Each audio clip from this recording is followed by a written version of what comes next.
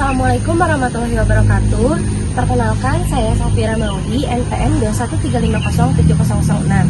Saya dari mahasiswa ilmu politik. Di sini saya diberikan tugas dari mata kuliah Gender dan Politik untuk mewawancarai mengenai apa itu gender dan politik menurut opini masyarakat yang ada di lingkungan Stadion Dadaha. Check it out. Wabarakatuh. Ibu, sebelumnya perkenalkan, nama saya Safira Maudi dari mahasiswa Universitas Siliwangi. Ibu namanya siapa? Dede. Ibu Dede. Ya, mungkin di sini ibu saya akan menanyakan 1-2 hal ya ibu tentang kesetaraan gender. Mungkin apakah ibu telah mendapatkan kesetaraan gender di dalam, misalkan di dalam kehidupan, kayak misalkan ibu dari pekerjaan rumah tangga atau bekerja setara. Mungkin pendapat ibu bagaimana tentang yang sekarang kesetaraan yang ibu dapatkan gitu. Kayak apakah mendapatkan ketidaksetaraan karena mungkin ibu bekerja kayak mengurus anak gitu. Mungkin gimana? Saya dari dulu keluar sekolah ya, kelas SD, dikarenakan tidak sekolah lagi, dikarenakan ekonomi orang tua udah bisa, saya ditinggal waktu bayi, ditinggal bayi, ibu tidak bekerja.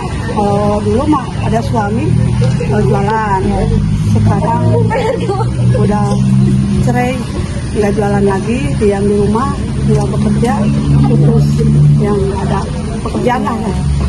Saya disekolahkan oleh nenek, biaya jajan dari nenek dijatah 1 hari itu 500. Dulu 500 jamar monyet ya. Jamar monyet itu jatah sebulan sekali 15.000. Itu cukup nggak cukup? Harus cukup. Mas anak nenek itu punya pensiun. Pensiun itu dulu mah nggak sebesar sekarang ya. Dulu mah kecil. Pensiun itu dapat 600, itu 900 lah. Ada potongan jadi 600 katanya. Saya kebagian 15.000 1 bulan. Ada anak kakak juga sekolah, dia mah sekolah sampai SMA. Saya mah mikir bolak-balik ya, bikinnya gini. Sekarang juga sekolah SD tidak ada biaya. Gimana kalau nantinya SMP, SMA, saya kasihan sama nenek itu nggak usaha. Mama nggak kerja. Ya, sudah putus harapan dari sampai SD kelas 6, disuruh sampai masuk SMP, saya nggak mau, dikarenakan gimana biaya lanjutannya lebih besar. Cuma saya dijatah per bulan nggak cukup, gimana nantinya? Ya, saya cari kerja. Alhamdulillah anak kakak punya temen itu di Pujasera Matahari. Saya mau aja ya, mau nggak bisa kerja juga, nggak kerja di rumah. Tapi alhamdulillah waktu kerja karena kan butuh nekat, tapi alhamdulillah bisa kepakai. Tapi nggak lama, cuma 3 bulan itu nggak boleh keluar. Sama yang punya Pujasera Cafe itu namanya Pada Heroy. Saya udah dikasih nama Dede Pada Heroy. Nah, waktu itu disuruh istirahat, ada yang pengganti, saya disuruh ke Jogja dioper karena saya kepake. Saya bukannya malas kerja, dikeluarin bukan dipecat, tapi cuma satu, saya orangnya nggak mau pinjem sama orang. Prinsipnya saya kalau mau jualan harus serba ada, gitu prinsip saya. Waktu itu ya saya disuruh pinjam ke tetangga, saya nggak biasa, bawa pinjam, minta makan juga. Udah kalau nggak ada makanan atau nasi di rumah, nggak bakalan saya minta ke tetangga. Jadi udah nggak biasa pinjam, itu keluar, ditarik kembali, nggak mau. Ngelamar lagi kerja di toko sepatu, cuma dikontrak bulan puasa. Tapi waktu itu sebulan, waktu sawahnya yaitu sincinya, kalau bisa kerja lagi, masana saya kepake, saya nggak mau. Kenapa nggak maunya? Pensiun itu dulu mah nggak sebesar sekarang ya. Dulu mah kecil. pensiun itu dapat 600, itu 900 lah. Ada potongan jadi 600 katanya. Saya kebagian 15.000 satu bulan. Ada anak kakak juga sekolah, dia mah sekolah sampai SMA. Saya mah mikir bolak-balik ya, bikinnya gini. Sekarang juga sekolah SD tidak ada biaya. Gimana kalau nantinya SMP, SMA, saya kasihan sama nenek itu nggak usaha. Mama nggak kerja. Ya, sudah putus harapan dari sampai SD kelas 6, disuruh sampai masuk SMP, saya nggak mau dikarenakan gimana biaya lanjutannya lebih besar. Cuma saya dijatah per bulan nggak cukup, gimana nantinya? Ya, saya cari kerja, alhamdulillah anak kakak punya temen itu di Pujasera Matahari. Saya mau aja ya, mau nggak bisa kerja juga, nggak kerja di rumah, tapi alhamdulillah waktu kerja karena kan butuh nekat, tapi alhamdulillah bisa kepakai. Tapi nggak lama, cuma 3 bulan itu nggak boleh keluar. Sama yang punya Pujasera Cafe itu namanya Pada Heroy. Saya udah dikasih nama Dede Pada Heroy. Nah, waktu itu disuruh istirahat, ada yang pengganti, saya disuruh ke Jogja dioper karena saya kepake. Saya bukannya malas kerja, dikeluarin bukan dipecat, tapi cuma satu, saya orangnya nggak mau pinjem sama orang. Prinsipnya saya kalau mau jualan harus serba ada, gitu prinsip saya.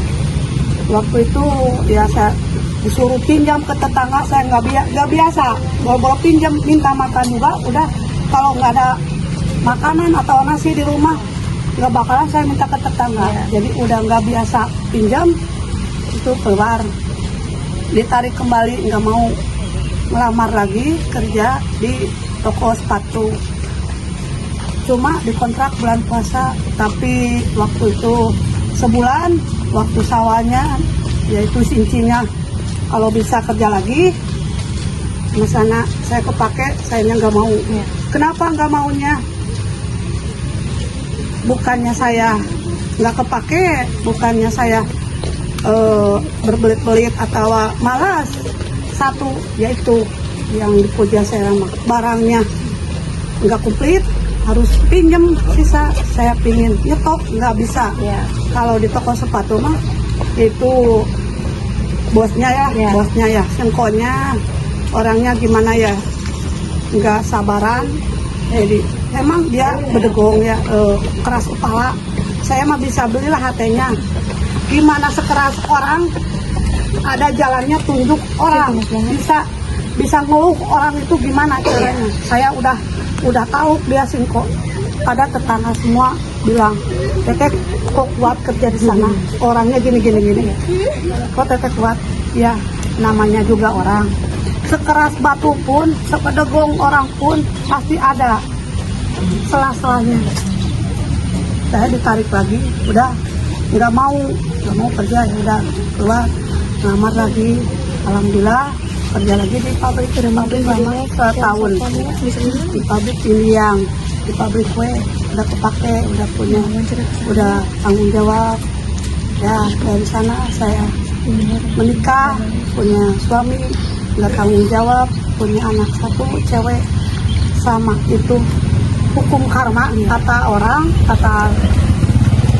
tua mah, hukum karma tidak jauh dari akalnya. Orang terus rumah tangga mama saya bulan puasa, tapi waktu itu sebulan, waktu sawahnya yaitu sincinya, kalau bisa kerja lagi, misalnya saya kepake, sayanya nggak mau. Kenapa nggak maunya? Bukannya saya nggak kepake, bukannya saya berbelit-belit atau malas. Satu, yaitu yang di Pujasera barangnya nggak komplit, harus pinjem sisa. Saya pingin nyetok, nggak bisa. Kalau di toko sepatu mah itu bosnya ya, sengkonya, orangnya gimana ya, nggak sabaran. Jadi emang dia bedegong ya, keras kepala. Saya mah bisa belilah hatenya. Gimana sekeras orang, ada jalannya tunjuk orang, bisa ngeluh orang itu gimana caranya. Saya udah tahu dia singkok. Pada tetangga semua bilang, Teteh kok kuat kerja di sana, orangnya gini. Kok Teteh kuat? Ya namanya juga orang. Sekeras batu pun, sepedegong orang pun pasti ada selah-selahnya. Saya ditarik lagi, udah nggak mau kerja, ya udah keluar, ngelamar lagi. Alhamdulillah kerja lagi di pabrik lama setahun, di pabrik Indiang, di pabrik kue. Udah kepake, udah tanggung jawab. Ya dari sana saya menikah, punya suami, nggak tanggung jawab, punya anak satu cewek. Sama itu hukum karma, kata orang tua mah, hukum karma tidak jauh dari akalnya. Orang terus rumah tangga mama saya cerai, kena batunya saya juga sama disakitin sama suami ya. Ya berarti ibu mah belum mendapatkan, mungkin ya belum mendapatkan sang gender. Mungkin ibu, apakah ibu berhak itu mendorong gerakan feminisme yang mana perempuan bertekad untuk memiliki hak yang sama dengan laki-laki gitu kan? Soalnya laki-laki kalau misalkan kayak laki-laki selalu jadi pemimpin ya bu, kayak laki-laki selalu jadi kader utama gitu, jadi selalu kayak ibaratnya gitu kayak menyuruh perempuan kayak udahlah perempuan di rumah aja gitu, dan bahkan laki-laki yang paling utama gitu. Ya emang laki-laki kepala rumah tangga, tanggung jawab itu dari atas sampai bawah. Istri sama anak itu tanggung jawab suami. Tapi sebagai istri nggak bisanya gimana? Kita harus sebagai istri itu jangan lemah. Kalau orang mah istri itu harus nurut sama suami. Nurutnya bagaimana? Ada nurut, harus nurut semuanya, nggak bisa ya. Istri juga punya hak sama manusia, suami cowok manusia, cewek juga manusia, punya hak. Kita jangan selalu diinjak sama suami. Kita ini istri harus disayang. Istri itu jangan sampai KDRT dipukul apa di mana. Istri itu bukan binatang. Ya. Jangan sampai gini. Suami berkuasa, kepala rumah tangga. Semuanya hak suami, nggak bisa. Suami bisa ngalah uang, istri juga bisa ngalah uang. Gimana caranya? Yang penting halal. Jangan sampai mencari haram atau jadi wanita malam apa itu. Nggak bisa. Kerjaan itu banyak, nggak satu. Yang halal itu banyak. Akhirnya cari uang, yang enteng bisa, yang susah bisa. Tapi gimana kitanya? Tadi mendengar tanggapan tentang KDRT. Menurut ibu gimana ibu tentang isu prioritas utama gitu KDRT yang mungkin sering dilakukan ya bagi wanita gitu dalam berumah tangga? Kenapa waktu pacaran itu cinta, sayang, aku cinta kamu, I love you, apa itu artinya? Kenapa waktu pacaran ngomong gitu? Kalau udah nikah cuma untuk bahan siksaan. Kalau untuk disiksa lebih baik jangan nikah aja, lebih baik sendiri. Cewek itu harus sayang, cewek itu bukan kuda. Kalau kuda diperbudak, kalau cewek bukan. Jangan waktu butuhnya, kalau udah butuh. Sekarang pertama sayang, kenapa? Udah punya anak ditenang. Kalau benar-benar dia sayang, harus sayang. Kata pepatah orang tua, harus sampai pakai rok itu. Nah itu langsung mana ya? Gimana cara mengatasi? Saya sama cewek gini.